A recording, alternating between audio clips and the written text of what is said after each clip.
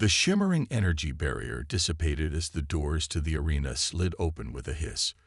Gleaming under the stereo lights, alien soldiers of the Threxian Empire strutted into the arena, their 4 muscular arms flexing, each limb corded with sinew and packed with centuries of honed skill in battle. The Threxians had never lost. In close combat, they were feared across the galaxy. Entire star systems had surrendered when their elite shock troops deployed, and hand-to-hand combat was their specialty. Yet here they stood, their mandibles clicking with amusement as they faced Earth's top soldier. Major Adam Burke stepped into the arena, his stance relaxed. His dark combat uniform bore the insignia of Earth's special forces, but to the Threxians, he looked laughably frail. Only 2 arms, they noted. No visible weaponry. Surely he was a joke. Is this the best Earth can offer? Commander Zarath, the Threxian leader, scoffed, his deep voice echoing across the arena. One frail human against our champions. The other Threxians erupted into laughter, their deep guttural voices filling the space. Zarath gestured to his champion, a massive Threxian named Krav, to step forward.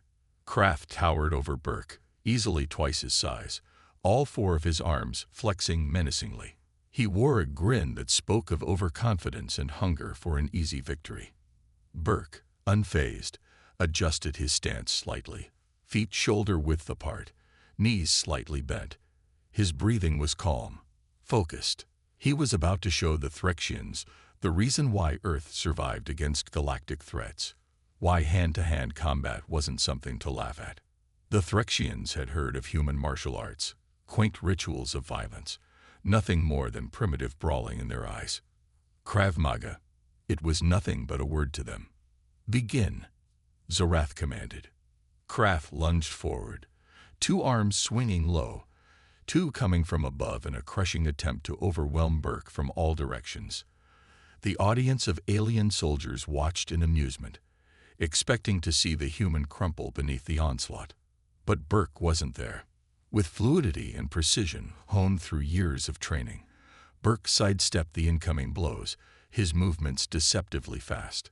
His left hand shot out, deflecting one of Krav's arms just enough to disrupt his balance. In a blur, Burke struck Krav's elbow joint with precision, using the Threxian's own momentum against him. A sickening crack echoed through the arena as Krav's arm twisted unnaturally. Krav roared in pain, staggering backward, his eyes wide with disbelief. The audience fell silent. Burke didn't stop. He closed the distance, weaving around Krav's flailing limbs. With surgical strikes, he targeted weak points, elbows, knees, neck, and ribs, hitting with such force and accuracy that each blow sent shockwaves through Krav's body. A quick elbow strike to the jaw sent the massive alien stumbling backward, dazed. This wasn't the elaborate choreography of some ancient Earth martial art. This was Krav Maga, brutal, efficient, designed to incapacitate, not to impress. Krav Maga was about survival, not honor. In the real world, or the galaxy, it meant ending fights in the quickest, most devastating way possible. Burke ducked under a desperate swipe and slammed his knee into Krav's midsection. The alien doubled over, gasping for breath, his superior size now working against him. Without hesitation, Burke delivered a finishing blow, a savage elbow strike to the back of Krav's head, sending the Threxian crashing face-first into the ground. The arena went silent. The invincible Krav was motionless, unconscious, his 4 arms limp. Burke stepped back, breathing steady, showing no sign of exertion. The Threxian soldiers, moments ago filled with arrogant laughter, now stood frozen in shock. This was not the outcome they had expected. How could a human, a fragile being with just 2 arms, defeat one of their strongest? Zarath's mandibles clicked nervously. What was that? He demanded, eyes narrowing. Burke didn't answer immediately. He glanced around the arena at the stunned faces of the Threxian soldiers. Then, with a grim smile, he replied, "That was Krav Maga." Zarath's eyes widened. He had underestimated humans, and this display was proof of that.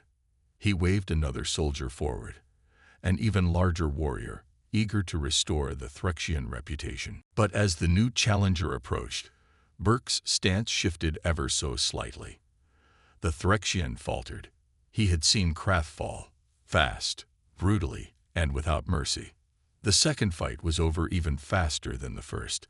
A quick feint, a strike to the throat, and a sweep to the legs left the second soldier on the ground, gasping for air. By the third challenger, the fear was palpable.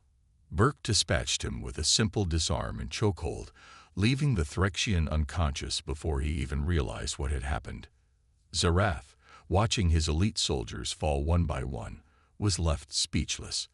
The confidence that had filled the room at the start of the battle was gone, replaced with a deep, unsettling realization. They had underestimated humanity. They had underestimated Earth.